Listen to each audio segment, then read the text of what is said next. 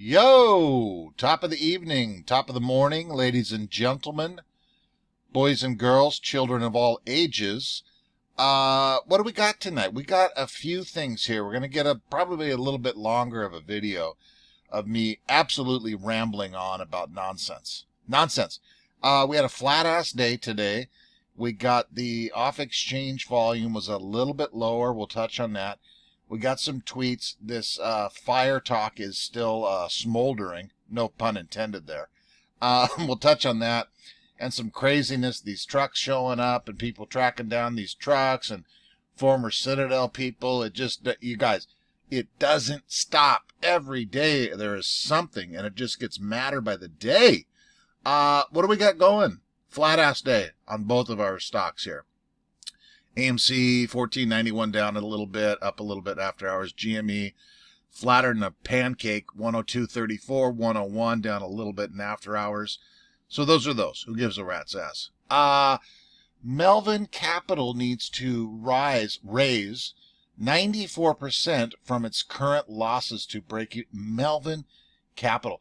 This Melvin fallout, I think, is going to be a bigger thing than we realize. Remember, this company has shorted the shit out of GameStop since 2014. Melvin, the greatest trader of his generation, per old Kenny G. Anyway, down here, we got a damn subpoena over here. Department of Justice is probing short sellers for trading.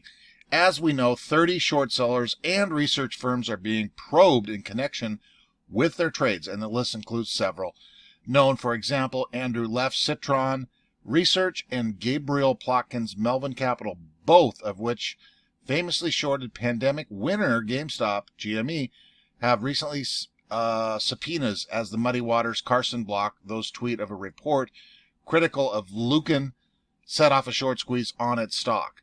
The investigators' goal to uncover alliances and relationships between various parties involved in a short sale. Yes, yes, yes. Exactly. There was something else in here. Where the hell was it? Oh, down here. I passed right by it. Computers were seized from a residence in early 2021. A short seller called the investigation a phishing expedition, meaning it might net some firms. So I think this, gosh dang, Gabriel Plotkin over here at Melvin has got some monstrous troubles. But this could be just some sort of catalyst that we need here. I don't know. We're going to obviously keep an eye out. We touched on their latest firm. What was it? Melvin Long Fund or whatever last week that just had me in shambles. They don't even want to use, they want us not even use the word short in any, including their name, for crying out loud. So let's keep our eyes peeled on this. This is a lot of traction right here, folks, to get back to dead even. I'm assuming this is probably, a year and a half since they got caught. So, yeah, let's keep our eyes peeled. Off exchange volume here. This is AM Sizzle. 45% off exchange today was a low of lows for a long, long time. So maybe our new rule is taking shape here. 50s, a little 48 here back on 114, but other than that, you're mainly 50, 52, 51, 54 on the 4th, Friday, and then 45% off exchange volume today. GameStop was 38.28 as well, GME. Averaging 44, 38, okay, there's a low one, 40s, 38, 36, 40s, 30. So, yeah, a little bit down. We'll obviously keep an eye on this. I'm going to be watching this as well. Double A himself here with another damn NFT. You ask, you get another significant limited edition movie-themed NFT for AMC Guest, March 1 through 6. This time partnering with Warner Bros. On its blockbuster movie Batman. Excited for Batman. That's going to be a ripper. I don't care about a damn NFT. I don't want one. I don't care about one. I would like the stock to squeeze and go up. But thank you, Double A. Thank you, sir. Thank you. Okay, so back to the fire again. This hopefully will be the last night touching on this, right? A couple tweets here. This one and this one here. Who wants to play Connect the Dots? I've worked for construction for 25 years in the area and don't recall coming across the company names. I took these pictures this morning at the never-ending fire in Bartlett. I think we're on day 4 of the fire now. I seen it was smothering last night.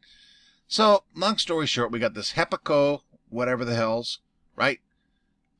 These fine folks here, Scott Trucking Kingston, and Sleigh Boss Services, however these fine folks are, right? But you get into detail down in here. We're tracking US DOT numbers. You got Marcel and your boss Blunt's chiming in. He's always doing savage work down here. He's digging deep. I think he did a live stream. I got to check this out. I think he did tonight. Correct me if I'm wrong, Marcel, if you're watching. Anyway, get over to him and check him out. I know he's been heavily on this here too. So it just goes on and on and on. And then the other damn tweet over here. Okay, this is actually crazy. One of the companies that helped cleaning up the Bartlett warehouse fire that held TD documents is called Hepaco. We just looked at their damn truck, right? Is owned by Griffin Investors. Jeff Rogers, the managing director of Griffin Heritage Fund Team. Jeff Rogers used to be the senior vice president of guess who?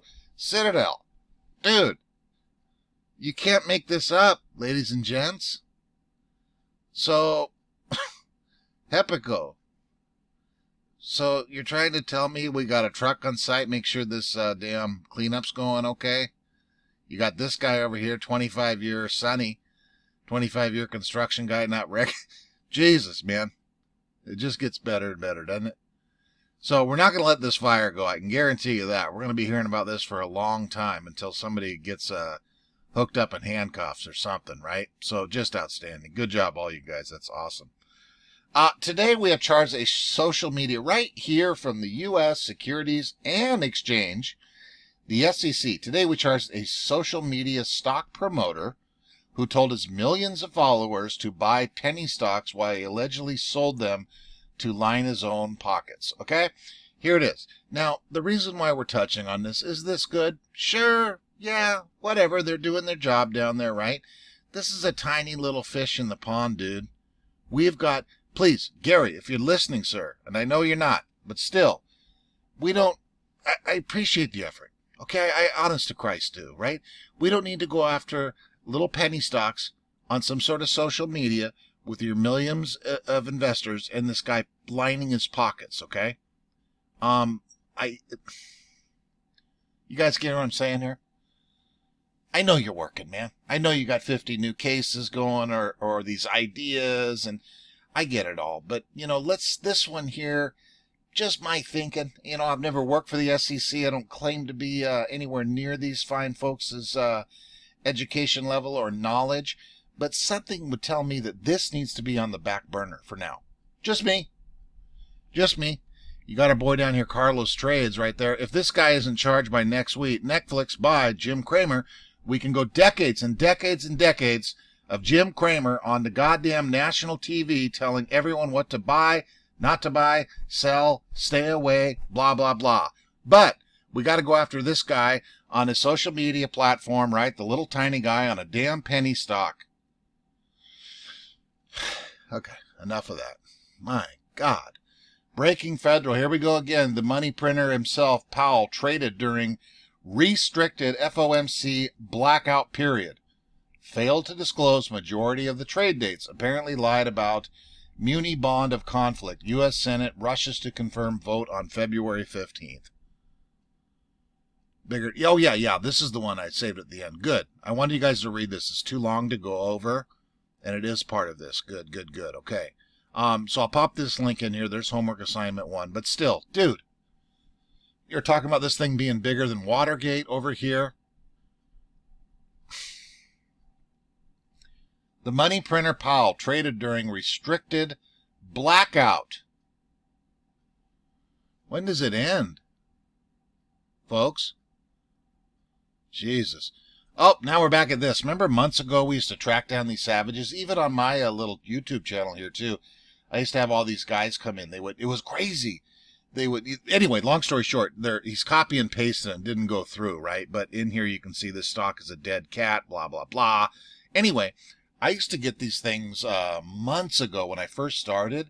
Like the second I would post a video, all these little, plain Jane names would come in here, these little bots, whatever the hell you want to call them, and they would instantly post it'd be like 15 of them and it would hit me in a second, and they would post, bearish or bullshit type of comments on there. It was wild. So I guess we're back at this again, but this guy didn't do a very good job here. I think this is probably on Weeble here. Weeble comment. Either way. Hilarious.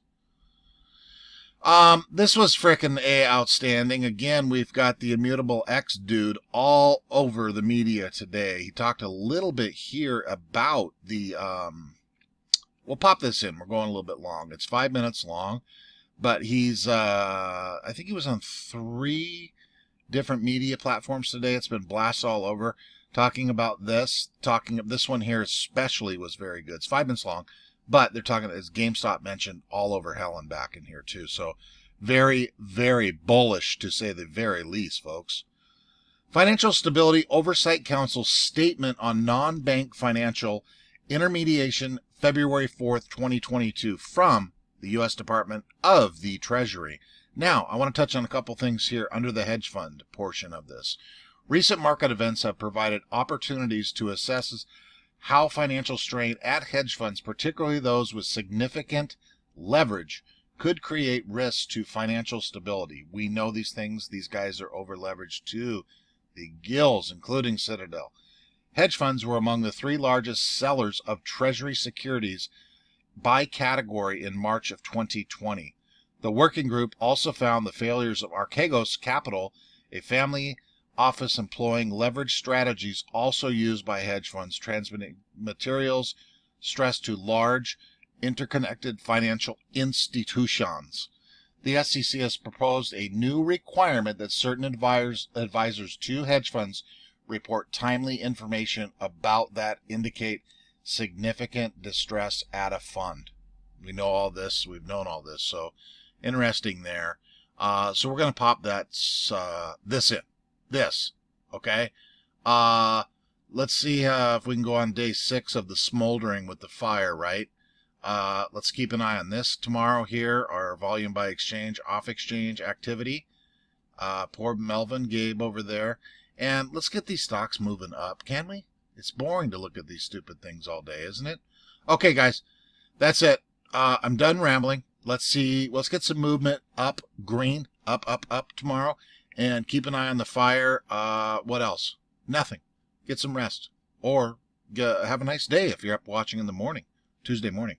Okay, guys, love you. Talk to you later.